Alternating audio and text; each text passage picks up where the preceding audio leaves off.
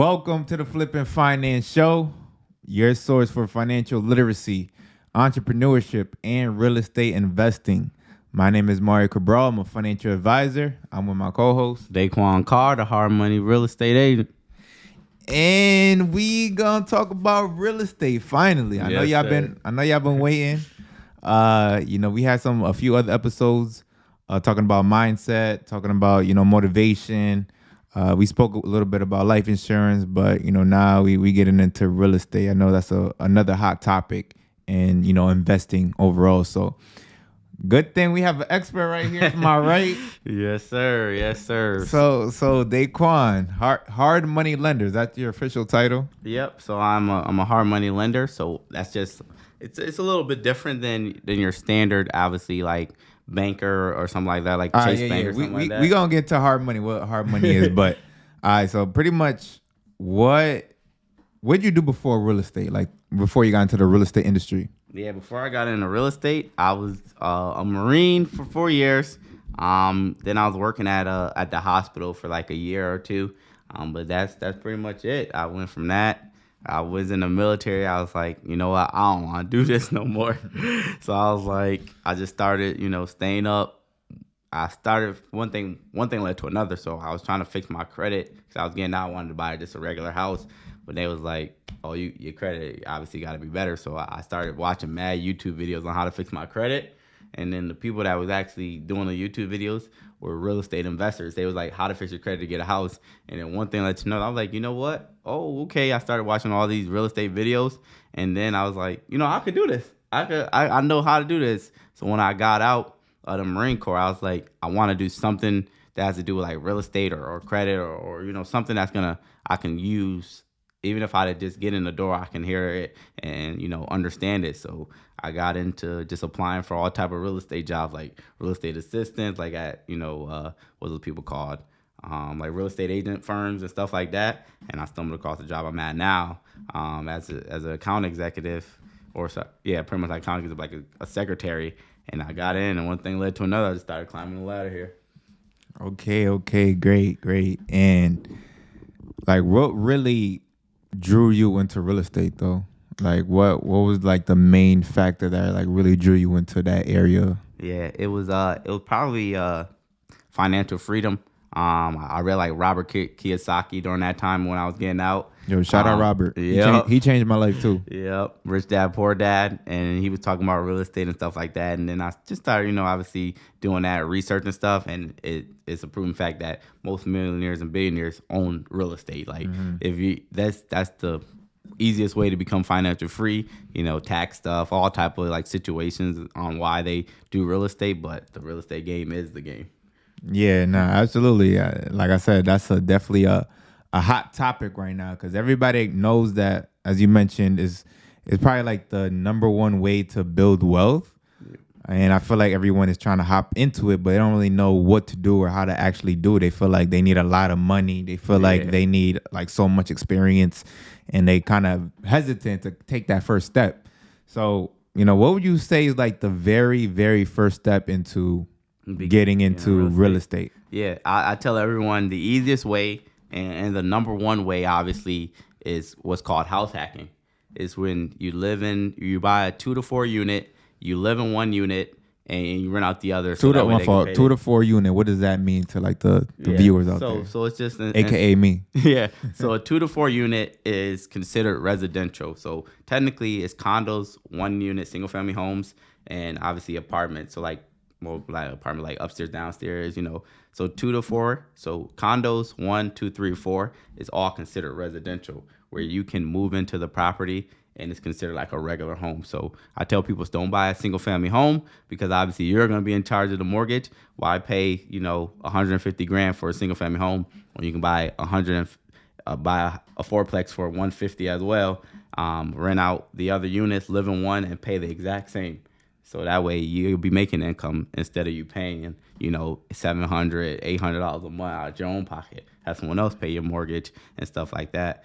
But if I said house hacking is probably the easiest because you can still qualify for an FHA loan, which is probably the lowest down payment you could possibly get.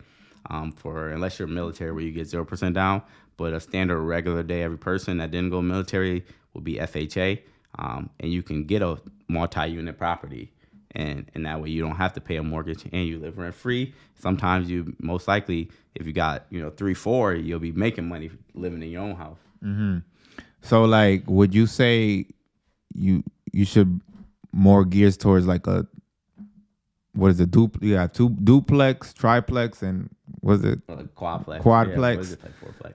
So like, how about like people that are looking to jump in straight into like a fourplex because maybe they want to, live in one part of the building and then rent out the other 3 areas. Would you say like that's a good move, or like do you say just go into like a duplex? Nope. I would say the more units, the better, because obviously the more units, the more money you'll make, and then the higher percent or higher chance is going to be to actually make money and not pay more. Because if you go to a duplex, sometimes your mortgage still might not cover your payment. Your rent might not cover your mortgage. Yeah, because maybe you got like a duplex, but it's on like a two bed, 1 bath type of situation, whereas that's pretty low. So you might only get like $700, $800, but your mortgage is like $900 or whatever, depending on the price of the property, obviously. So that's why I say the more units you got, so it'll equal itself out. So let's just say you bought a duplex for $150, but a fourplex for $150. Like I mentioned, the $700 a month for the duplex for that 1 unit while you live in the other, your mortgage might be $800. But if you got the same, let's just say 2 bed, 1 bath, and a fourplex, each of them, so that's $700, $700. So obviously your mortgage is only $800. So obviously you're making more money. Yeah, exactly. Okay. So you mentioned that house hacking is probably like the easiest way to get into real estate. But before you even get into house hacking, like what are some things you need to do before you even look to buying a home? Yeah. Like what are your criteria? What are like some checklists that you want to make sure you check off? Some easy thing is obviously credit is always going to be key, and especially with any type of investment that obviously you're going to put your name behind, they're always going to look at your credit score. So obviously, like I mentioned, I was looking to get my credit up because I couldn't even get a regular house like without house hacking because my credit was too low. So I would say, hey, best thing you can do, 650 credit score is obviously always going to be good, but the higher you get after that is what's really going to change the game, because they're going to look at your credit score to determine pretty much like your interest rate. And obviously, the higher your interest rate is, the higher your payments are going to be. So the higher your credit score is, the lower your interest rate is going to be. So the cheaper your home will be. So what was if you don't mind me asking, what was your credit score when you tried to apply and they did not? You got denied, you said, right? Oh, yeah. They was like, oh, no, I went through the VA. So they was like, yeah, we can't do it, but we got some people that can help you. I didn't end up using them, but I was like, because I was disappointed in myself. Like, man, I couldn't get a house. So I was like, yeah, send me what you got. But I was like, I'll figure it out myself. That's when I started watching YouTube. But my credit score was probably like, it probably was like, it had to be somewhere close to like 500, 600, like right around there, like probably like 590 or low 600 at that. Like it was somewhere really, really low. So I was like, man, that sucks. But I figured it out, watched all those YouTube videos, learned about secure credit cards and all that stuff. And then within like a year later, I got great credit now. I could get anything I want. Okay. So credit is key before even buying a home. Yeah. What's something else that you want to make sure that you do before you buy a home? Yeah. Your debt service ratio will probably be the second most important thing, which means that, your income that you make right now, most of the time I would say keep your W-2. Your W-2, it helps a lot if you got a W-2 and your debt pretty low. And debt is only covered by what really affects your credit score. It's not going to be like your phone bill or stuff like that. It's more towards like your car payments, student loans, credit cards. If you already have a mortgage or something like that, if you got some defaults, stuff like that, stuff that's really on your credit report, that's how they determine your debt service ratio. So they're going to, when they pull your credit, it's going to say all the stuff that you obviously have to pay that you've been paying monthly. That's going to hit your credit score. So they're going to look at that. And that's pretty much the main thing. Okay, so credit, and make sure that you have more income than debt, basically. Yeah, it's not. You don't actually have to have a lot of income. If you got low income, let's just say you make Just as long as your 20, debt is low. as long as your debt is low, and then obviously you're it good. works out. Yeah. All right, so any third thing that you could think of that you want to do before you buy a home?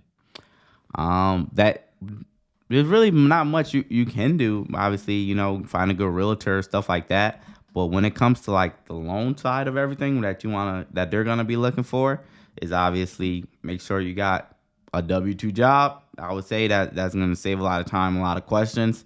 And you got low debt and good credit score. That's pretty much it. That's what they look at.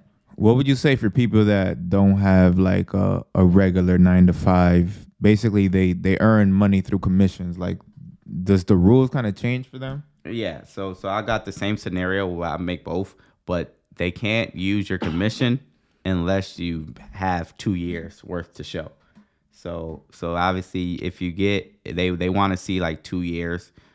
Sometimes they might ask for 1, but when it's just commission based and not W-2, where they know like, hey, with W-2, they know every first and 15th of the month you're gonna get a check, for $1,500 or whatever it is that you make a month. So they usually like, it don't matter. We know you're gonna get that check. When it's commission, you got to show like history. Like, okay, they're gonna take all your balances for the 2 years and divide it by pretty much 2 to determine like your income. Damn. Yeah, because your boy financial advisor, I pretty much get paid through commissions. I don't really like have I get paid this amount on the first, this amount on the 15th. Yeah. But that was definitely good info to know, because I know a lot of people out there, they make commissions and they don't really have a. Yeah, I tried to use it when I bought my home. They was like, yeah, you got to have a little bit more history, because I think I only had probably during that time probably like just about a year. They was like, yeah, we can't use that yet. Next year we can though. Got it. All right. So how about transitioning into being an actual investor? Like, if you wanted to invest in real estate, would you say like the rules change for them as well? Like versus oh yeah, it definitely changes a lot. Like you're coming to the table most of the time with more money down, like that typical 20% down. If you go conventional financing, which means like you go to a nationalized bank like Chase Bank, Bank of America, even like your local credit union, stuff like that. And obviously there's other financing like myself, which is like private financing, where we're nationalized, where we only lend to investors. So you'll be coming to anywhere between 20 to 10% down, and we ask for different requirements, unlike like a nationalized bank, where they will ask for like your tax returns and stuff like that to show like that you make your payments and everything like that. Mm-hmm. Okay, so that's basically talking about hard money lending. Yeah. All right, so let's talk about hard money lending. And one, what is hard money lending? Like, if you could just summarize it in like 2 sentences. Yeah, hard money lending is private financing. That means it's only geared towards investors. It's pretty much quicker financing, less information needed for financing. Obviously, interest rate's gonna be a little bit higher, but with less information needed, quicker funding, most people would take it. Mm-hmm. Okay, so why do you feel like hard money lending is, I guess, like something you should do as a real estate investor? Or like, what's the benefits of like you pretty much can't. I wouldn't say can't, but it's a lot harder if you go to search up any type of financer or like anyone that's obviously like big, like Grant Cardone or someone like big time investors.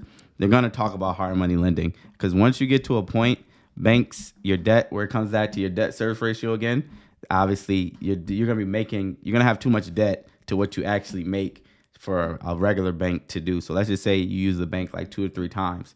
Now you got 100. Let's just say you bought 3 houses for $100,000. That's $300,000 right now. Let's say you don't make that much. That's $300,000 of property that you own. So they're like, I don't know if we want to lend to you. Where we don't look at that type of stuff. Where hard money lenders don't look at how much your debt. We don't care about your debt. We pretty much base it on the deal itself, and obviously if you got the funds to close. And that means if you can just prove like, hey, you need $20,000 to close on this house. If you can show in your bank statements or in a bank account or 401k, anything like that, that you got 20 grand to close, we can get it done because we're looking at the asset, not you personally. Because we're lending, we don't all, and you can't use hard money on your personal name. You have to create like an LLC or incorporation or something like that. Okay, so what would you say for the people for the real estate investors that they kind of save up their money? Let's say they take a whole year to save up, $20,000, and then they put that 20,000 to a property, and then they pretty much do the same thing. They save up for another year, 20,000, and they put another, 20,000 for their down payment for their second home. Would you say like hard money is a way you could do that quicker? Like you could invest in real estate, faster? Oh yeah, definitely. There, hard money. We have what's called like fix and flip loans, bridge loans. Obviously, you can do regular purchase as a rental. So, as mentioned with the bank, they're going to need most of the time 20% down, unless you use the FHA, which is 3.5. But still, they're not. You have to live in the property as a FHA, where we can go all the way down to 10%. If you want to fix the property up, find a distressed property, fix it up. You can get as low as 10%. Some places do 100%. Obviously you got it. We don't do it, so I don't know that much, but some places do 100% financing. Obviously a little bit higher interest rates, stuff like that. But I would say one thing about hard money lender: no upfront fees. Don't ever go to a hard money lender with upfront fees, because that's how they try to get you. That's how they get you. Yeah. Right. So what are some strategies because I know everybody wants to be a real estate investor. Like I see everybody on the gram, they trying to just invest, period. But obviously we're talking about real estate today. Yeah. But what are some strategies for like real estate investors? Like I heard of something called the BRRRR strategy. Like, can you explain on what the BRRRR strategy is? Yeah, it's probably the most talked about topic at this point. It's what's called where you buy. It's BIRR, but I think it's 4 R's. Buy, renovate, rent, refinance, and repeat. So obviously the first step means obviously buy the property, find a property. But you want to find a distressed property, not a property that's already fixed up, property that's going to need some, love and care, some contractors, or even just some minor stuff. It don't have to be anything major, just something to fix up the property, to put some equity in. So buy first, then it'll be renovate. Yeah, you're fixing up the property, put in equity into the property, like fixing walls, painting, carpet, floor, stuff like that. The next thing will be rent, because you want to rent the property out to show that, hey, this property making money, which banks is going to look at and stuff like that. So you want to rent it out before you refinance it, because they're going to look at the market rents and stuff like that. Then you go to refinance, so that way all the money that you put into the property, you can take back out plus extra. So like, let's just say you found a house for $100,000, you put into $20,000 worth of work, you rent it out for like $800. Now the house is worth probably like $200. So all in all, $100,000, purchase, $20,000 rehab, you're on $120.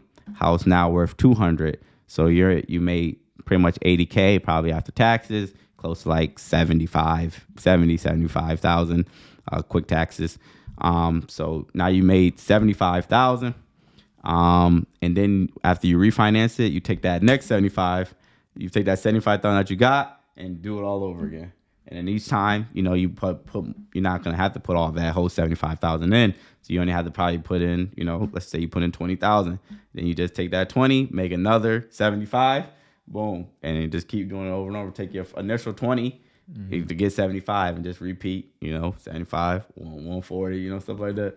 Yeah, honestly, I read about that strategy, and I was like, yo, this is genius, because most people, they take like I said, they save up, 20,000 over the course of a year, then they spend it on a property, and then they do the same thing over and over. Like they don't leverage their money. A lot of people, they get, I'd say a lot of people, when it comes to real estate, they get stuck in that American dream. Single family home, white picket fence, backyard, nice grass, being alone for 30 years, forever home. And people buy their forever home first. you shouldn't buy your forever home first. Buy it after. Like that should be your later on. After obviously you where you want to be in life. You want so don't buy. Why buy your forever home, little forever home, where if you actually invested in and buy some regular property stuff like that, do the bird method, house hacking, whatever. Do that a few times. Then when you time to buy your forever home, you buy your forever mansion instead of your forever. Yes, sir. Yes, sir. All right, so let's kind of dissect the birth strategy individually real quick. Yeah. So the buy part. So you said buying distressed properties, properties that need some work. So where would you find like these distressed properties, and what are some ways to obtain like these distressed properties? Yeah, obviously everyone knows you literally can find it online. Zillow, Realtor, Hubzu, all those regular stuff that they advertise everywhere. But one thing I would say is just get in contact with the realtor. Realtors, obviously, they do this every day. They look at houses every day. You find a realtor, and what they can do for you is they can get you into what called the MLS. I can't remember the acronym, what it stands for, but it's where pretty much anyone that lists a house, they go through the MLS. Just so realtors can find houses, give it to their clients, X, Y, Z. They have the systems in place where they can send you every time a new house come on the market, boom, come straight to your email, so you can see those, and you be like, hey, and they can narrow it down, like, hey, find me houses, between anything $100,000 or less, because most of the times $100,000 or less, they most likely gonna need a little work. Yeah. So you tell them, hey, send me all houses $100,000 or less. So every minute a new house come on the market, boom, you'll see it, and then obviously that's one way. Another way is, I'm pretty sure a lot of people see it, is where it was called. It says like, we'll buy your house. So those people are actually wholesalers. So wholesalers find distressed properties, under market value properties, stuff like that, people vacant properties, and what they do is they get in contact with the person that owns the home and say, hey, I can find someone that wants to buy your house. So what they do is they find a house that's probably worth right now probably $100,000, but they get it for like $50,000. They probably give it to you for like 70, so they make 20 grand, but still you get, you 30 grand, 30 grand in that in value. You can still fix it up, stuff like that. So those are some of the easy ways. Okay, so the first way you said is build a relationship with a realtor. All right, I could see how that's not pretty easy, but pretty simple. How about a wholesaler? Like where do you find a wholesaler? Yeah, you can find anything on Google, but I mentioned before, if you see signs on the street that says like, we'll buy your houses, those look right, they'd be everywhere. So if you ask, those are pretty much wholesalers. The people that saying we'll buy your house, they're not really buying your house. Everyone, you just can't, hey, we'll buy your house. What they're saying is, we'll buy your house, we'll sell your house. That's what it should say. Okay. But so if you just end up calling one of those people or texting them, say, hey, I'm an investor, add me to your mailing list, because wholesalers got mailing lists where they find all the investors, like myself or anyone like that. Like, hey, if you got any properties, send them over here, because they want to make commission on their deals. So they're taking the properties, putting them out there to their little handful of investors, saying, hey, I got this one under contract, anybody want it? People will be bid on and stuff like that to try to get it, but that would be the easiest way to get it, because obviously if you go through like the MLS or Zillow, stuff like that, everyone can see it. Your grandma can see it, your mom can see it, you can see, I can see it. So that is always going to be obviously the competitive place. Obviously, you got to be ready. You got to be the first one most of the time to get into those mainstream ones where they're using realtors. But the off-market deals is where the real money is. Okay, so you said real estate or realtor, wholesaling. How about looking at houses through in auctions? Like, yeah, is that a good idea? Like, what are your thoughts on buying houses in auctions? That's pretty much, that'd be probably in the middle, between like wholesaling and regular. Obviously, if you're going to auction, you're gonna get a deal on it. Most of the time, it's an auction because someone has got foreclosed on, where they haven't paid their taxes or they haven't paid their mortgage. Some type of something where they have to just sell their house so the bank can make back their money. So obviously, you want to be first at auctions. Most of the times, auctions, if you're going to go to auction, you got to be ready to close. Most of the time, you're going to need to have cash, or be able to use a hard money lender that can get an appraisal done, or some hard money lenders don't need an appraisal done, but obviously the less they need, the more expensive it's going to be. So, auctions are fine. You can make great value in that. I know a lot of people that buying in auctions. Okay, so the buy part. So we're still in the buy part, but like, what are some things that you like need to do before like you actually close on a deal? Like, for example, like you mentioned appraisals, looking at comps and things like that. Analyzing like a deal. Can you explain like on what you would need to do in order to like analyze like a deal for yourself? Yeah. So when it comes time to analyze a deal, there's a lot of ways. Obviously, you can do it yourself. There's tons of websites and stuff like that, or you can use hard money lenders, where most hard lenders is going to price out your deal in advance. To make sure it makes sense. So they're asked for like, hey, how much you gonna purchase this property for? How much rehab you think it's gonna need? How much you think it's gonna be worth after? What's your credit score? Stuff like little quick questions like that, and they pass it out. But your realtor is always gonna be a big help, because obviously they look at the market every day. They know every house that comes on. They sold houses. They're helping you buy houses. So they might show you the house next door. The house next door might have sold that your realtor probably sold, so she knows what the house is gonna be. So use your realtor. I would say that's what I do a lot of times. Use my realtor to determine, comps. Give me comps in the area. Obviously, What are comps? So that's competitive. Similar homes and within like a mile or two radius that are equal in lot size.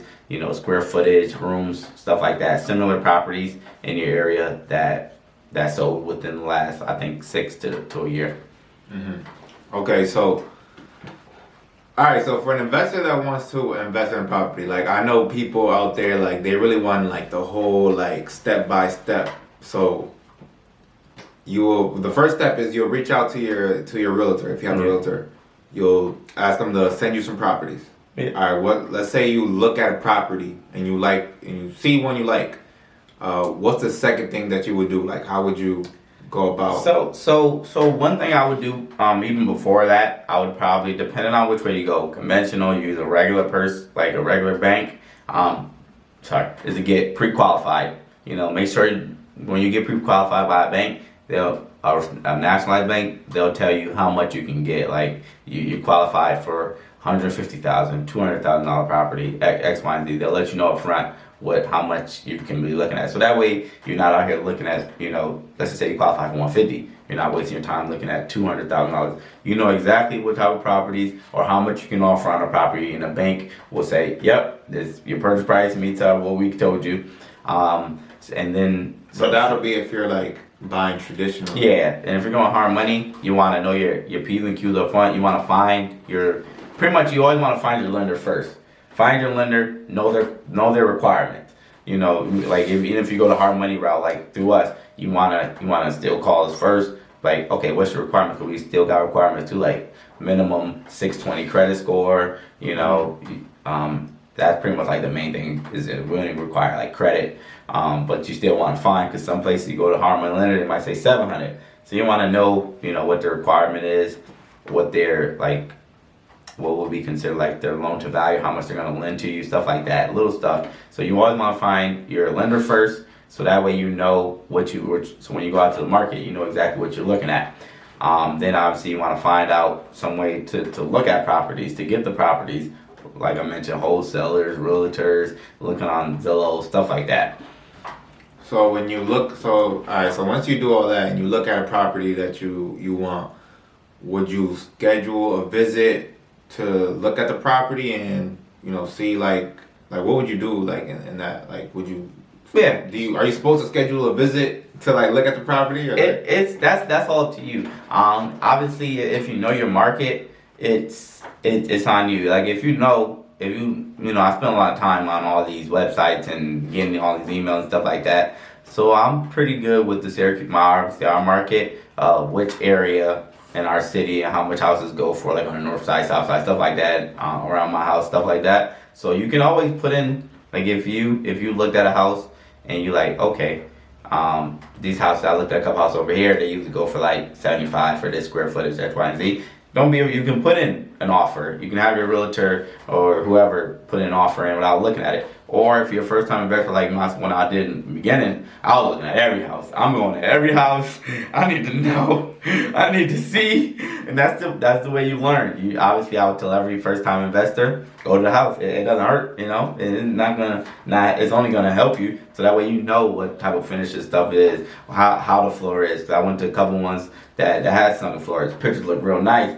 But the house was on level, so I would never know that just based off pictures. So this, I would say, you know, go to the houses and look, and yeah, the more you go, the more houses you look at, even if you don't win your offer, the more you're gonna know. You're gonna be like, okay, that house had this finishes, these had these cabinets, this type of flooring, or that was like laminate vinyl plank. You know, this had carpet up here. You know, and you get an understanding of real estate itself just by going out there.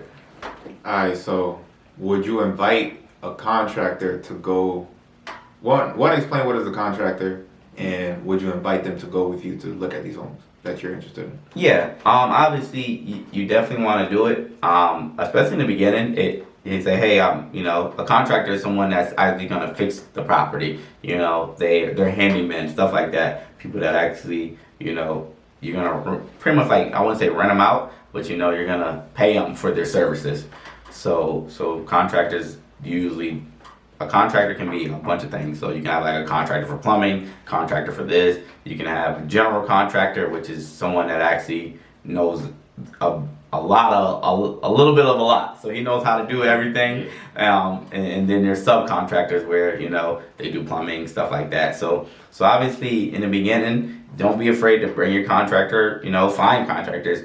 There's contractors, some contractors will do, you know, free estimates. Like, hey, I'm going out, I scheduled an appointment for, you know, Monday at 3 o'clock to go look at this house. Are you free that time? Can you come out there and look at me and let me know how much work it is? Mm-hmm. They may say, yeah, I'm free. I do free, you know, what is it, like, free estimates. Or something like, hey, yeah, $100 an hour or something like that, or $100 for me to look at the house, or whatever it is, and obviously you build it over time. Okay, so for like, if you didn't have a contractor, or let's say he couldn't, or he couldn't come over and go with you, what are some things to look for if you went to look at the house by yourself, looking at a distressed property by yourself? Yeah, one thing I would say is record. Give that. Okay. Yeah. So when you're there, can you do that? Record? Yeah, you can record. You can take pictures. You can do whatever you want. It's most of the times all the pictures are online anyway. So obviously you can record and like, hey, and send all the information to your contractor. But when I go by myself, obviously I'm a little to no handy at this point. I just pay people to do all my work, even at my own personal house. So what I would say is, obviously, the more you look, the more information you know, over time you're gonna understand. Like in the beginning, I really didn't know much. I started just going on like downloading like Home Depot, Lowe's, and just seeing how much stuff costs. Like it'll tell you, you go on those apps, it'll tell you how much laminate vinyl plank is for, you know, per square foot, how much tile is, you know your area, stuff like that, and watch like fix and flip videos online on YouTube. That's how I learned a lot about fix and flip. Obviously, I do it for a living, so I got a little bit more insight than the standard person. But in the beginning, I was watching like fix and flip houses, like all type of stuff. They're everywhere, and then people will tell you like, you know, what to look for when starting to fix and flip. And those videos, we keep talking about it, but it's YouTube University. At this point, is like God's given green earth. It's like the perfect tool to use. Absolutely.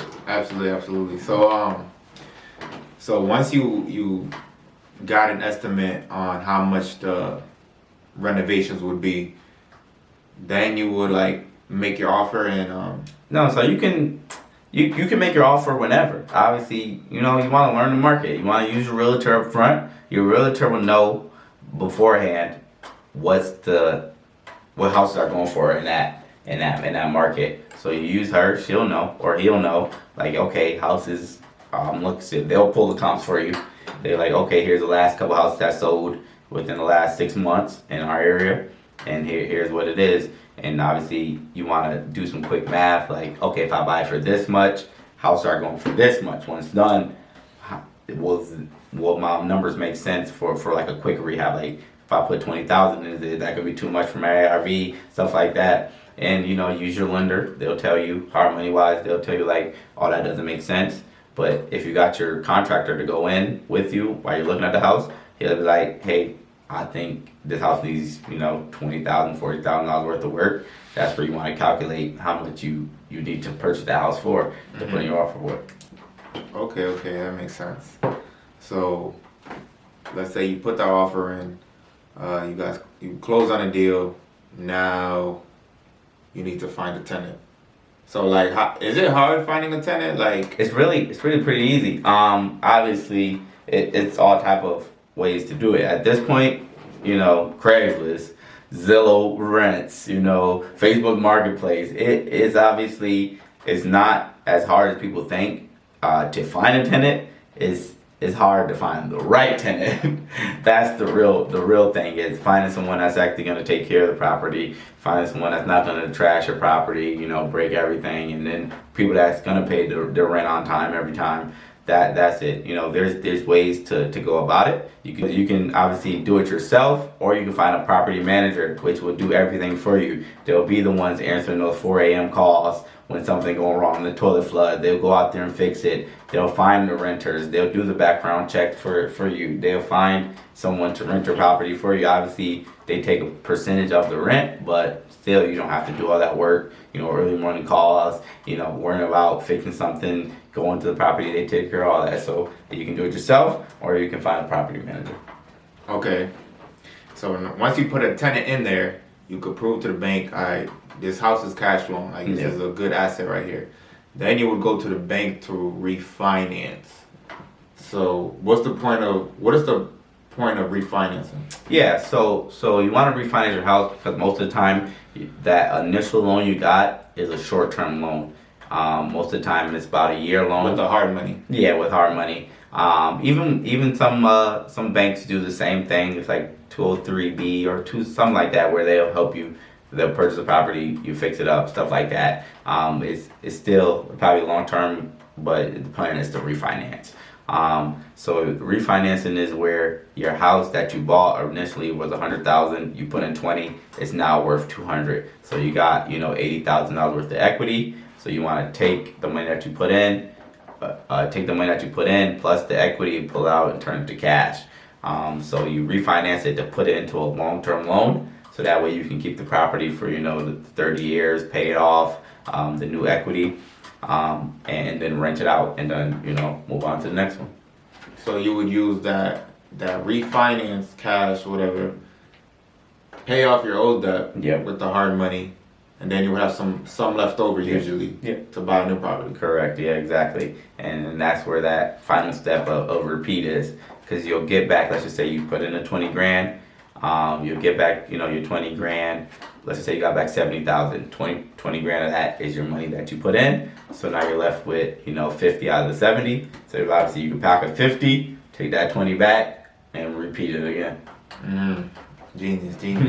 So how much do banks usually loan you? What is it? Loan to value? Loan to value, yeah. Yeah, so every bank is different. Hard money lender, some are close to like 80% after fair value, or 75.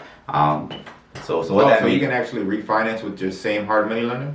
Yeah. So you can literally do it from start to finish. Some hard money lenders only do one. Some like myself, we do both.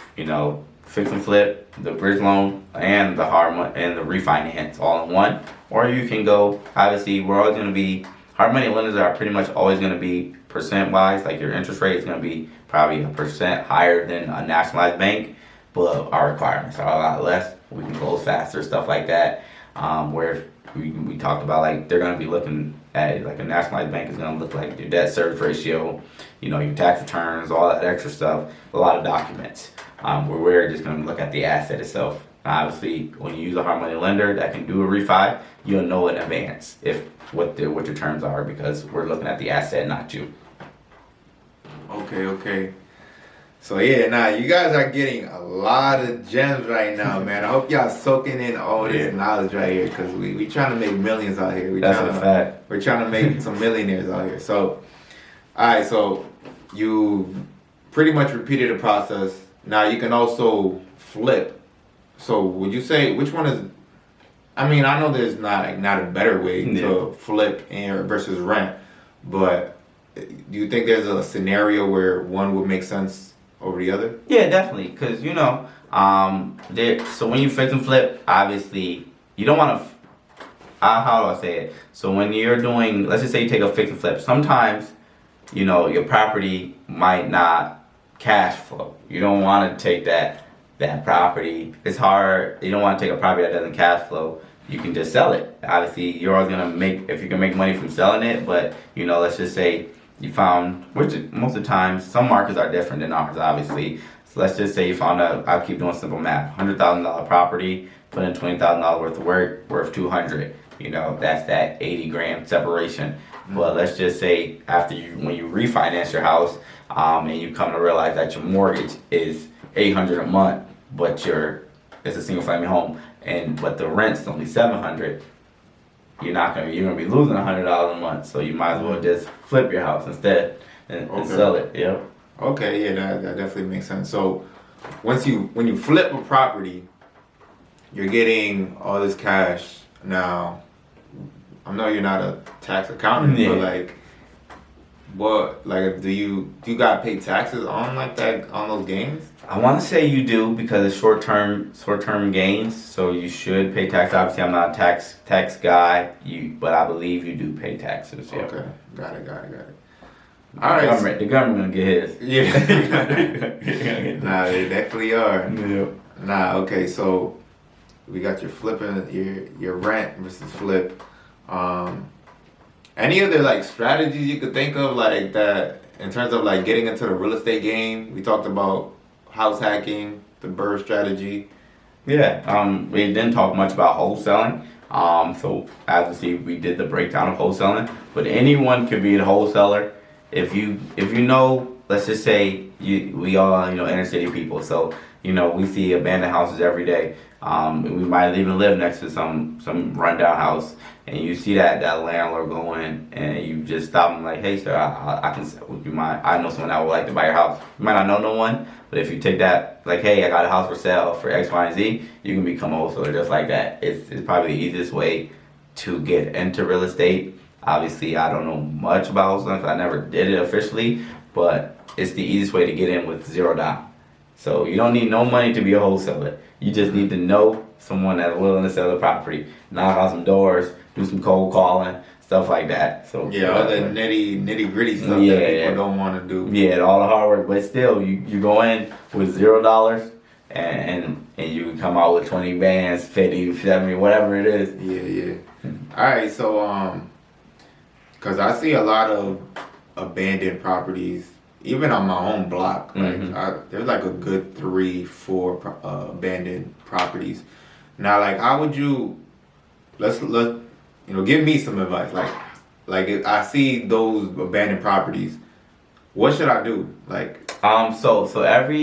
I can't remember what it's called, but every house you can find the owner of a house. I can't remember the website, tax stuff. You can find who owns the home. If someone owns the home, obviously it goes to tax records, stuff like that. So you can find out who it is. They have their number on there, and you literally just call them. I can probably get that information, but I can't remember off the top of my head. You said it's a website? Yeah, it's like tax record. So you probably want to look at what's called your local assessor's office. They keep all the records of properties and who owns them, stuff like that. So that's where you want to look into. You said local assessors? Yeah, as local assessor's office. Every city has a local office. Exactly. All right. So, because I've heard that most of the time the city owns the house. Yeah, sometimes obviously if they're really abandoned and no, they haven't paid their taxes, the person that owned it just disappeared one day and just never paid anything. That over a certain period of time, if they can't find the guy or just try to sue him, whatever, the city would then take over the home. So then you can literally buy the properties from the city. Oh, you can contact. How would that process go? Like if the city owned the home, like what would you do there? Yeah, if the city own a home, you just probably want to contact, I don't know that one off the top. I never bought property from the city. But I'm pretty sure you quick Google search how to buy property from your city, and it'll literally say how to buy property from, California, or let's say Las Vegas, city owned property in Las Vegas. It'll take you to whatever Las Vegas government website they got that shows like all the property and stuff like that, how much they're worth. They have like their own Zillow, pretty much. All right. Speaking of other states and things, what do you say about? How do you feel about out of state real estate investing? Yeah, I don't think it's no different. Especially, I know a bunch of people that do out of state, investments. It all depends on what you're willing to do, how you're willing to travel, or are you willing to just buy the property, find a property manager in that area to take care of the property. Because if you find a property manager, as long as you find a good one, they can keep up with your property. You really don't have to go out there. Obviously, if you're still getting that check on the first. No, it's good. Obviously, you go out there a few times if you want, but if you find a good property manager that actually is doing their job, staying on there, making sure your house stays updated, make sure it's clean after it's being rented. Something breaks, they're fixing it on time, stuff like that. But if you do out of state, most people that do, you don't obviously want to be in New York and have a property in California and then something break. You don't want to have to be like, all right, I'm on the next flight out there. Every time. So obviously just finding a good property manager out whatever area, whatever city, whatever town, and that's gonna be willing that you find that's good, that can take care of it. Alright, so what would you say is like what is the market looking like right now for like real estate investing? Like what is your personal opinion? Because I hear a lot of things, the market is terrible. Prices are so high. Yeah. Boom and boom. So Obviously, we went through COVID, so obviously I was blessed because I bought a property during COVID. But with COVID, the interest rates are so low that people can afford houses 2 times, 3 times what they usually could. So every house is being sold for more than what it's listed as because I can pay, I can get a house for 2%, 3%, whatever, which at let's just say 200,000, but at 4% I can only get a house at like 100,000. Obviously, you do this quick math, it's about the same price, whatever. I'm pretty sure it's probably more or less, but so with that, everyone is buying houses because it's so your mortgage payment is gonna be so cheap. So it's like every house is like, no matter if people are spending probably like say a house is worth 100, some people buying it for like 20, 30 grand, 40 grand over asking price.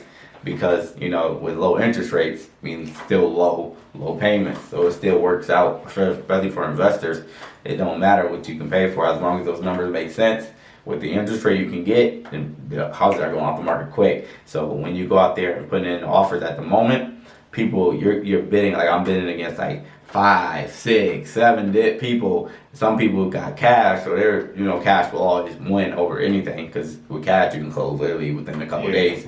Yeah. So there's people out there just bidding. I'll put an offer in listed for 90. I'll put an offer for 100. Some do with cash 125. Like so, it's like everyone at this point, houses are going for like 20. I mentioned 40 grand over. And it's not that many houses being for sale because they're not really lasting on the market, so the inventory is pretty low. All right. So last question before we wrap up, this episode. Now, what would you say is why do you love real estate investing? Like, if you could sum it up on, like, why do you love real estate investing? Why you feel like that's the best asset class out there? Yeah. I would say. Me, this is all personally me. There's nothing to do with obviously anything like your opinion, anybody else's opinion. Obviously, I'm doing it for financial freedom, probably number one. Well, I wouldn't say number one. So my number one would be obviously generational wealth. I got 2 sons, so I know that what's called over time I'm gonna pass. And even though I pass, I can leave my kids cash flowing properties that's going to keep paying them, every month. And even over time, those houses will actually I'll pay off the mortgage. So if I pass and I give my sons houses that's worth $200,000-$300,000 paid off. If they come time where, when they get older, they can take it, refinance it, pull out all that free cash, and obviously start off with, millions of dollars. Not only do they start off with millions of bucks, they start off with a steady income. Hopefully I can get it to like 10 grand, 10 grand a month, five. So every month they're gonna get 5 grand each. So that's generational wealth, obviously number one for me, and financial freedom for myself. So that way I can make money from the properties. Take, like, let's say I get to that 10 grand a month in a bunch of properties, then I don't have to work no more. I can go be on the beach somewhere, have all these other tenants paying all my bills, living on the beach, and I'll be financially free. Don't have to worry about it. Fix up the properties if need be, or just get property managers. Don't even have to really do anything. Make money while I'm sleeping. So that's probably my main two. That's why I love real estate. Obviously, I love the game. This is all I do every day, all day. Even job personally. So this is all I watch. And there's obviously the mentioned generational wealth. I got kids. Probably soon you're gonna have kids, so you wanna, the earlier you start, the more you can leave back and be ahead of the game and financial freedom. Definitely that's to be everyone's goal in life is to be financially free, where you don't have to wake up every day at 7 a.m., 9 a.m., 9 to 5, put in that time. You can, do whatever you want to do, go wherever you want to go, and don't have no worries. Yeah, exactly. But the grind starts now. You gotta, take action now. Soak in all this knowledge, stop being so fearful about trying to like get everything right, and just take that step. Like, Exactly. Just do it. Like, like for real. Like, you're not gonna know what to do. You're never not gonna like know what to do, like, exactly. Pretty much you just gotta, take that step, and then you'll figure it out, along the way. Yeah, that's pretty much the key. Cause I had, let's call it, for a while, I had analysis paralysis, where I just kept looking at deals for mad long, like, oh, that's nice. I'll probably do something with that. Don't put in no offers, no nothing. Just like, I got all this money saved. Like, I don't know. What if I fail or whatever? But don't you do the L don't stand for a loss, stand for a lesson. So just use that, as a lesson for the next time. Yes, sir, man. I hope y'all enjoyed this episode on real estate investing. We're definitely gonna have some more topics coming soon. Have more guest speakers, but definitely, give us a rate on, wherever you listen to podcasts. Definitely. Leave a comment, leave a review. If you're watching us on YouTube, like the video, leave a comment. If you're watching us on Instagram, definitely like, share, comment. Yeah, hit that share. That's the key. Yeah, we want to spread like wildfire, man. We trying to get this information to the masses and, our community. So, the vibes, man. That's a fact. Flipping Finance, episode 6. We are out.